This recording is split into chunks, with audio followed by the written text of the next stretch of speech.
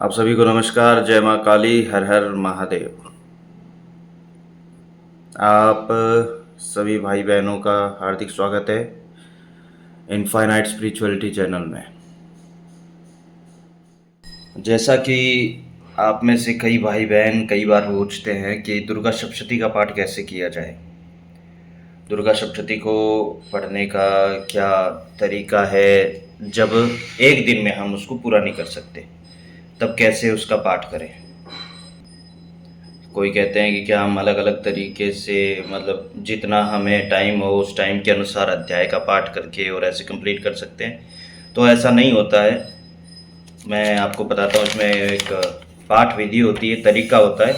तो ज़्यादा लंबा आप लोगों को ना खींचते हुए सीधा खाली ये बता देता हूँ कि सबसे पहली चीज़ तो दुर्गा सप्तशती को या दो तरीके से आप कर सकते हो। या तो एक दिन में पूरी कंप्लीट करें। इसके अलावा जो दूसरा तरीका है वो मैं अब आपको बताने जा रहा हूँ, उसको ध्यानपूर्वक सुनिएगा। जय माता जी की, हर हर महादेव। ये दुर्गा सप्तशती हमारे पास में गीता प्रेस गोरखपुर की, बाकी में थोड़ा आगे पीछे हो जाता है। तो ये सबसे पहले तो स्तोत्र आदि दिए गए हैं, कवच, कीलक, अर्गला। तो ये सब तो अगर करें तो बहुत अच्छी बात है ये। बाकी अगर कोई ऐसा कि मैं ये करना नहीं चाहता, डायरेक्ट अध्याय पे आना है, तो उनके लिए भी आगे बता दिया जाएगा। बाकी ये ज़रूरी है सप्तश्लोकी दुर्गा, ठीक है, श्री दुर्गा स्तोत्र शतनाम स्तोत्र। उसके बाद पाठ विधि, पाठ विधि में वो बताया गया है कि किस किस प्रकार से पाठ करना है।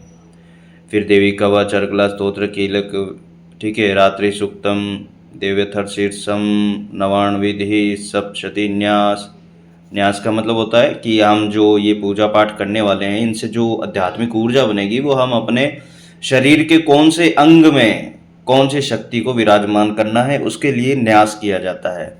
तो वो अगर आप लोगों को नहीं आता है तो किसी अन्य वीडियो में बताया जाएगा। बाकी अब हम बात करते हैं मेन सप्तशती के बारे में।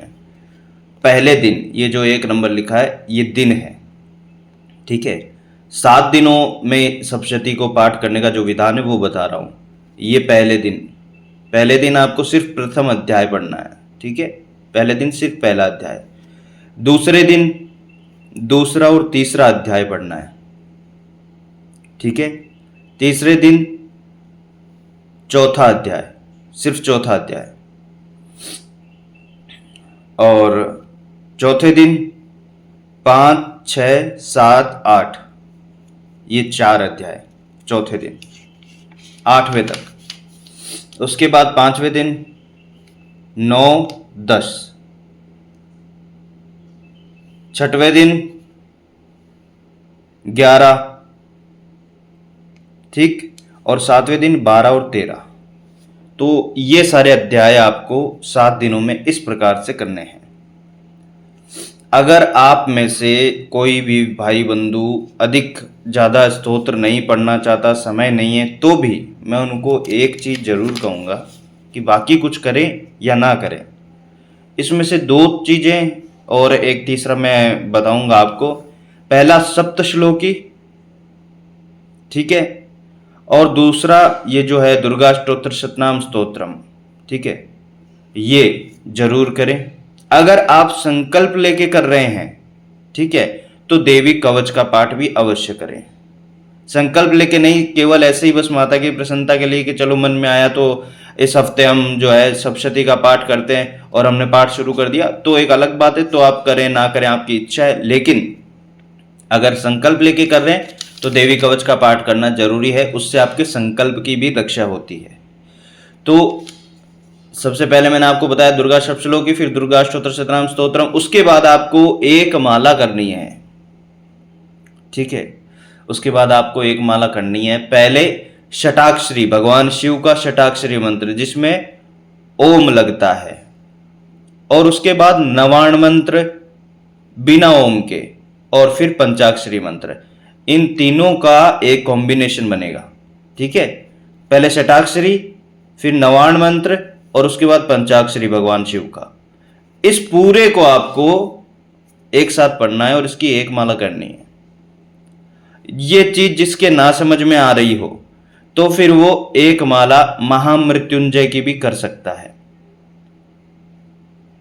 ठीक है, एक माला महामृत्युंजय पाठ की, उसकी मंत्र की करें, भगवान शिव के महामृत्युंजय की, और उसके बाद में ये जो है पाठ अपना करें रोज का। और ये सब करने के बाद में आप इनमें से बाकी कुछ करें या ना करें, पहली चीज क्षमा प्रार्थना आपको जरूर करनी है, दूसरी चीज कुंजिका स्तोत्र जरूर करना है, और तीसरी चीज माँ दुर्गा के 32 नाम। ये 3 चीजें बाद में लास्ट में आपको करनी है। तो ये दुर्गा सप्तशती पाठ की जो विधि है वो मैं आपको बता चुका। आशा करता हूँ आप सभी को ये विधि पसंद आई होगी और आपको इससे आगे पाठ करने में सहायता मिलेगी। तो इसी बात के साथ अपनी वीडियो को विराम देता हूँ। जय माँ काली, हर हर महादेव।